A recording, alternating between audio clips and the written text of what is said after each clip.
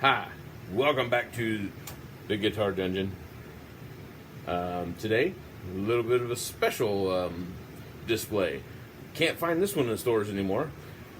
This one's actually brought up by my son. Come here. Come. My son. My son said, "Hey, Dad, do this one." This is my son, Ian. He would like me to show you this.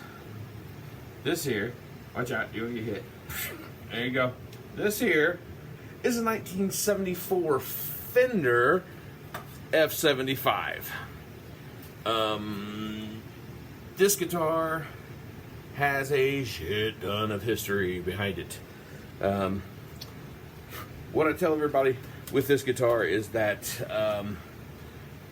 this guitar was made in 1974, and so was I. I actually got this when I was 19 years old. Let's say a little bit of a story on this one. So, I'll tell you the story.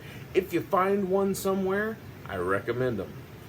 These are awesome guitars. I'll tell you why here in a second. Let me tell you how I ended up with it. This guitar came to me when I was 19 years old.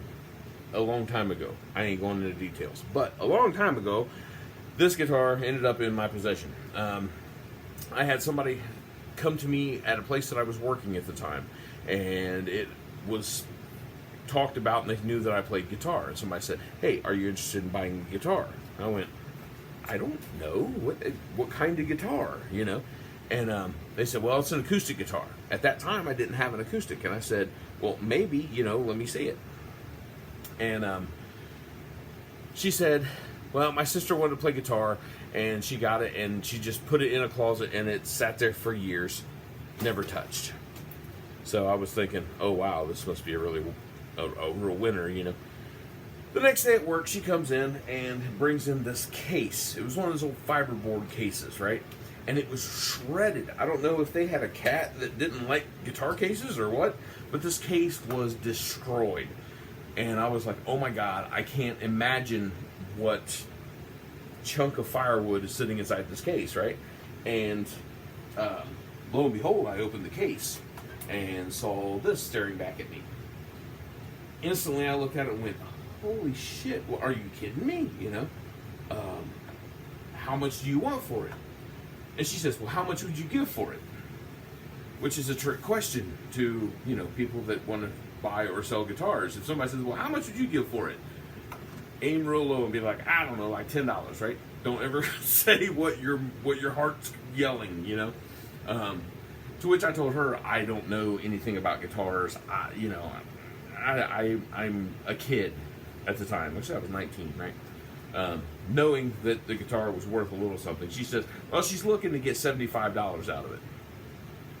Seriously? I was like, let me get to the bank, right? I gave her $75, and this became mine. Out of all of the guitars throughout my lifetime that I have, cycled through, sold, bought, traded, whatever the deal may be, this has never left my side.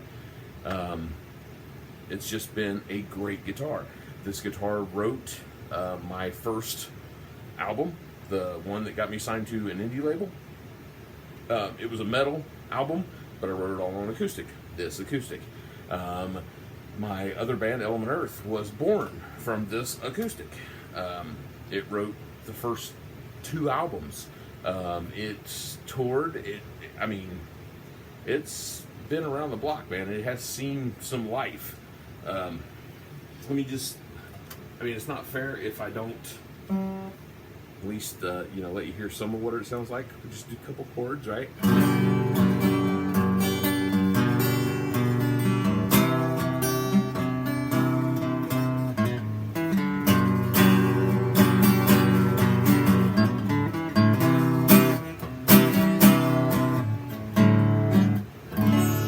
Like, it has remarkable tone to it,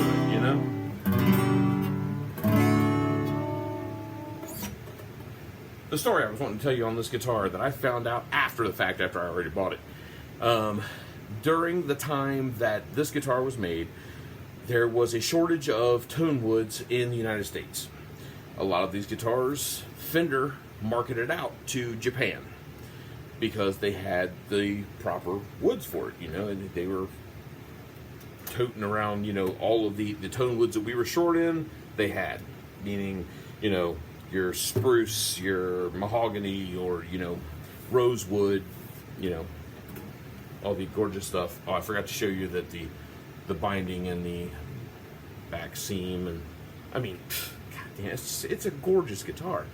But they didn't get all of the credit they deserve because they were Japanese made, and it had to do with the tone woods. Well, this one, Fender thought it was a good idea. They thought that CF Martin and Company made a damn good guitar, so they took a Martin D28 around the 70s, about 74, like when this one was made, and they took that guitar, copied every freaking spec off of it, and started producing them in Japan using those tone woods and Martin specs. Martin quickly found out about it and sued Fender over it. So they had to stop making it. Stop with the Martin signature cross bracings and the actual specs and dimensions. Cool thing is, some of them got out. This is one of them. So technically I'm playing a Fender Martin Fender? A Mender. A fartin'. Ah, I like that. We're going to call it a fartin'. No, that's not going to be a thing. It's a Fender F-75. I love it. If you find one, buy it. It's worth it. They have great tone. If you happen to see the 12-string version of this, because there is one, same setup, same look, same everything, made off the same lines, but it's a 12-string version. Christmas is coming, you could get me one, and that would make me very happy. So, anyway, that's my little story about my oldest guitar. So, until next time.